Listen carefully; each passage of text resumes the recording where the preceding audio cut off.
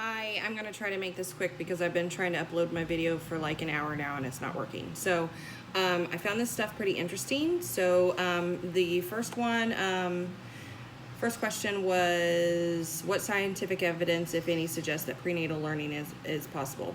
There is evidence to support this. So Rick Gilmore from Penn State did a research study that mothers who read Dr. Seuss to their babies while in the womb respond to it after birth. So they did a study. They had moms read Dr. Seuss to the babies in utero, and after the babies were born, they tested the children to determine whether or not they recognized the stories against other stories, and also the mother's voices. So they actually, the babies did respond and elicit a response.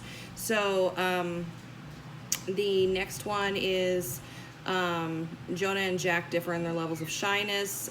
Considering that they're identical twins, do you find this surprising? No, I don't find this surprising at all, because even though they're identical twins, they're their own identity. So the way that they're kind of nurtured in their environment kind of helps determine the type of person that they turn into. And the shyness being inherited, what I put down in my stuff is that, sorry, I have new kittens and they're meowing.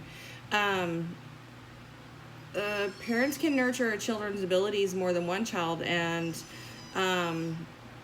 you know, if one parent is nurturing one twin over the other one, it could possibly make the other twin a little bit more shy and one twin being a little bit more outgoing. 3 was, what does it mean when someone refers to nature versus nurture debate? Nature versus nurture, sorry. Kitty. Nature versus nurture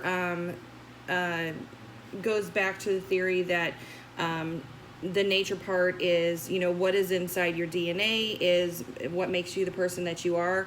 The nurture is, you know, your environment, elicits who you're going to be whenever you grow up and the type of person that you're going to become.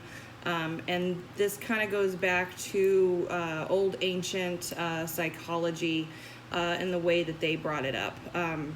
So it brings me to number 4. It is still very important for them to use nature versus nurture.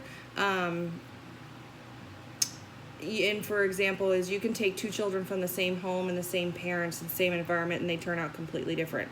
My sister and I are a good example of this. We were raised in the same home, same parents, same environment.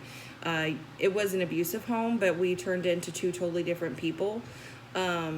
And I think that's nature and nurture plays a role in that.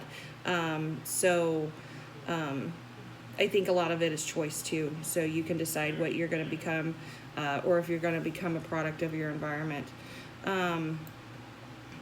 The theory of nature versus nurture is very old, and the phrase was actually coined in 1869 by Francis Galton, who is a psychologist, and the theory is still used today.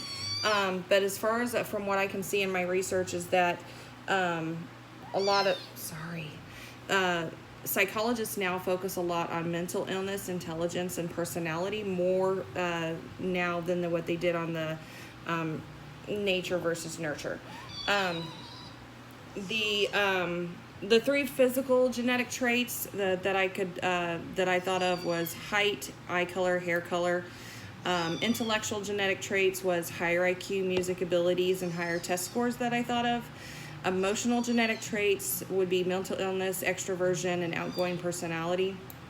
Some characteristics less determined by your genetics is, you know, what you're going to do for a living, how many kids you're going to have, whether or not you're going to be gay or straight, although I think there's some studies that say that it's a possibility that they might be able to link that to genetics. I don't know how for sure on that I am. But, you know, what kind of car you're going to drive, that's not in your genetics. So these are kind of my opinions and what I got from the stuff today. So it will be interesting to see what everybody else's responses are. Thank you. You guys have a good night. Bye.